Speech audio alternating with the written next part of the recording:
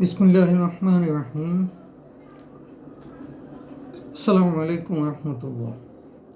আমি অধ্যাপক Habib Rahmatullah, secretary, research for education and management academy, Chittagong.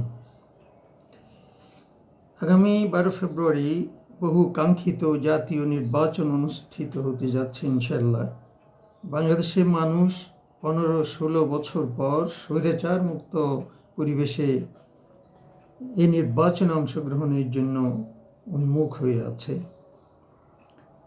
আমরা জানি চট্টগ্রামের ফটিকছড়ি 2 আসনে বাংলাদেশ জামাত ইসলামীর প্রার্থী অধ্যক্ষ মোহাম্মদ নুরুল আমিন সৎ ও ইনসাফের প্রতীক দাড়িপাল্লা নিয়ে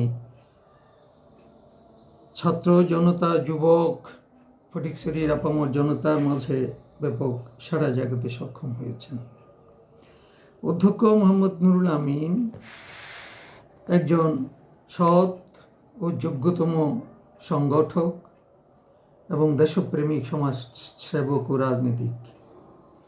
তিনি চকবাজারস্থ research for education and management academy trust, Rima B Ed college, Chattogram laboratory college, Chattogram laboratory school, Savar laboratory college, Islamic বিশ্ববিদ্যালয়, ইসলামিক হাসপাতাল, ইসলামিক ডেন্টাল হসপিটাল সহ বহু শিক্ষা প্রতিষ্ঠার সাথে ওতপ্রোতভাবে জড়িত ছিলেন, এখনও আছেন।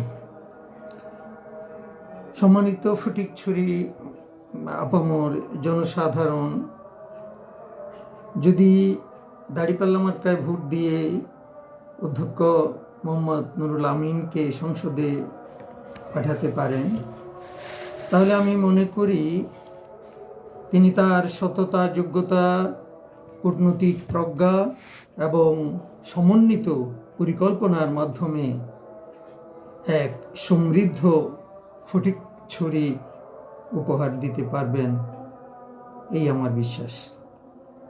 সবাইকে ধন্যবাদ। আসসালামু আলাইকুম ওয়া রাহমাতুল্লাহি ওয়া বারাকাতুহু।